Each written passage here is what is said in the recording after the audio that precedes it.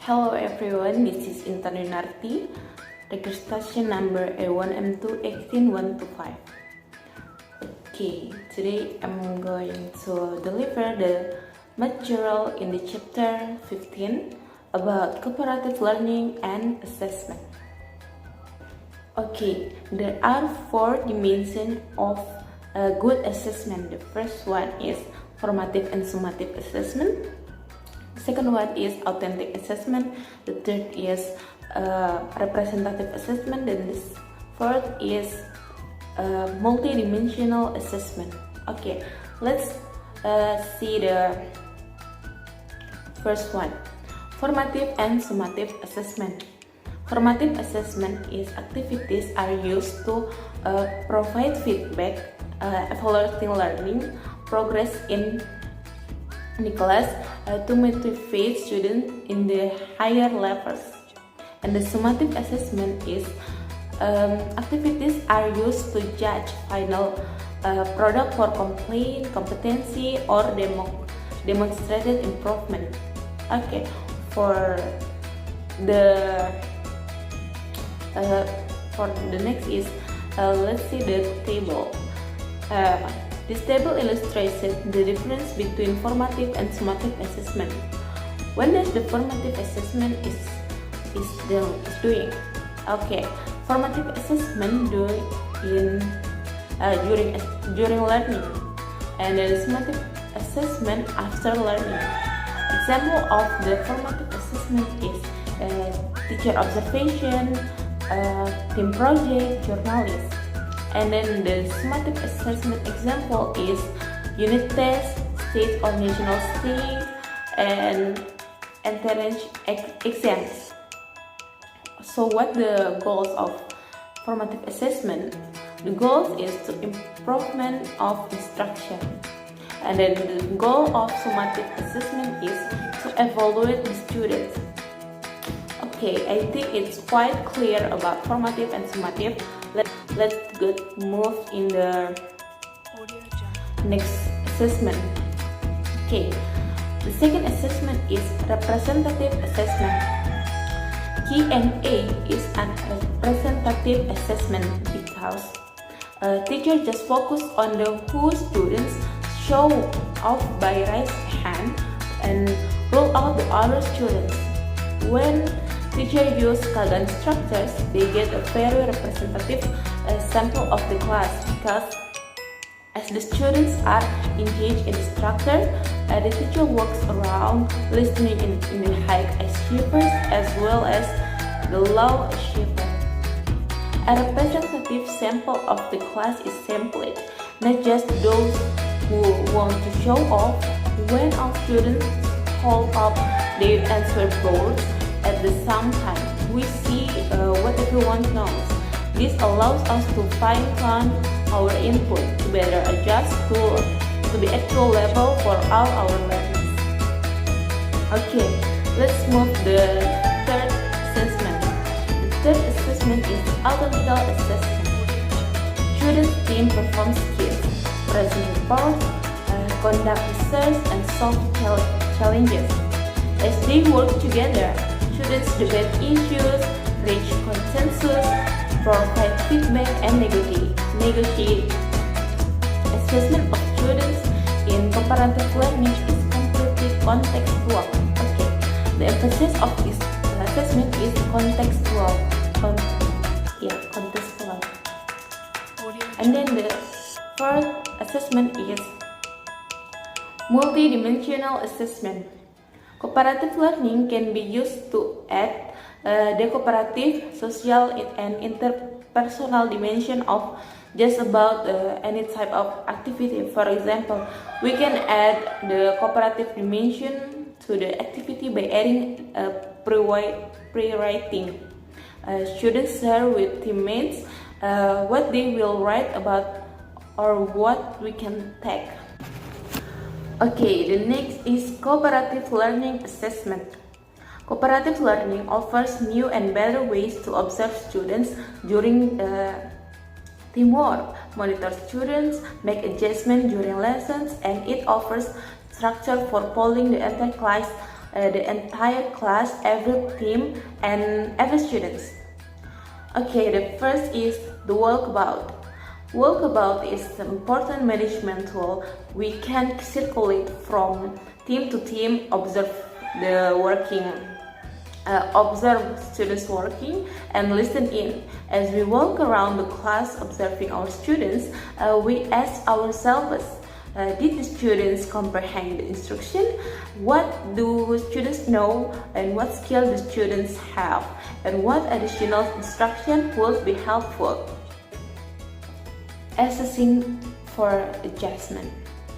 If during that walkabout we observe consistent problem or identify a way to improve instruction, we interrupt teamwork and make it the appropriate adjustment. For example, the problem is incorrect use of structure. We can give the solution, practice the structure, or drop reminder. Second, students not following instruction. The solution is let's clarify instruction or provide modeling. Okay, this is modeling from the teacher is important for students to know the instruction well. Okay, the next is students lack academic skill. The solution is repeat instruction or teach in different way. Maybe it can be helpful. Okay, the next is simultaneous sharing structure. Simultaneous sharing structures as to assist the whole class at once. For example, we ask questions, tell our students to think, and then help each write an answer on his or her answer board. Finally, we say, show me. As the student hold their answer board, we see at a glance what percent of the class has the right answer. Okay, the next is cooperative learning and grading. There is a heated debate in this field of cooperative learning. Do we give the grade of groups or not? No group grades. Here are the reasons. The first portion of this chapter was devoted to effective method of cooperative assessment. Group grades do not make assessment more formative, representative, authentic, and multidimensional.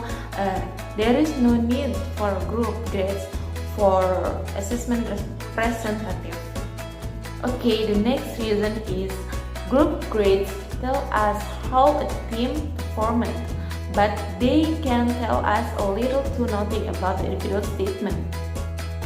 Group grades allows us to certify a student on a successful team who has not performed and not learning anything.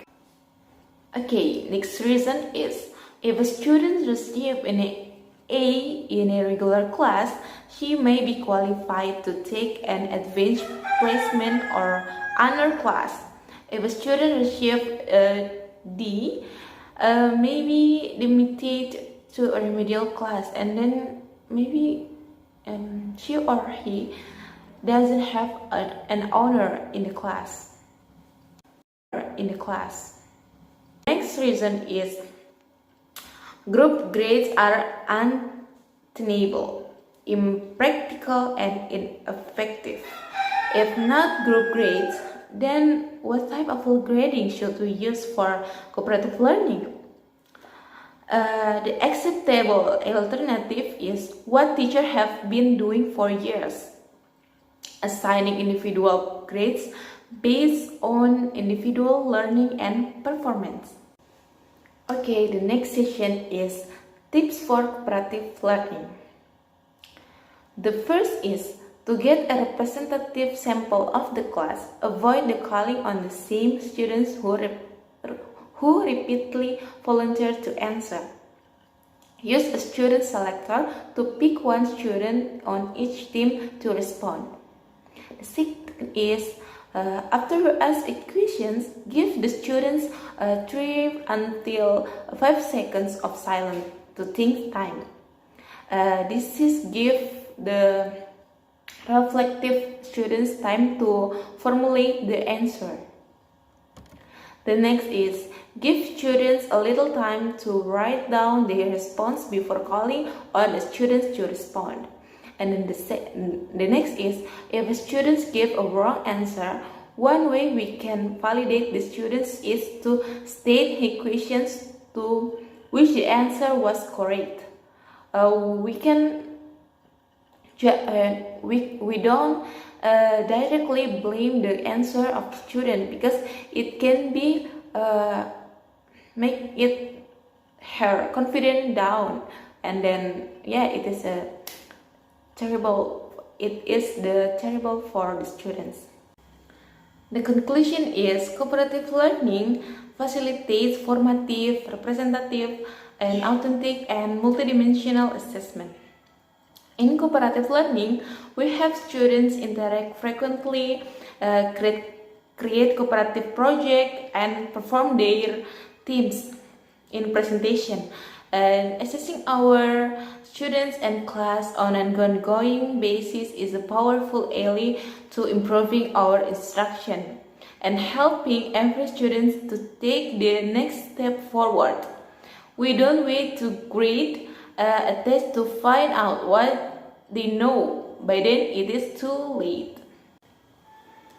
Okay, I think that's all of my presentation about cooperative learning and assessment. If I have a mistake, please apologize me, and thank you for kind attention. And I close by saying wabillahi taufiq wa hidayah. Wassalamualaikum warahmatullahi wabarakatuh. See ya.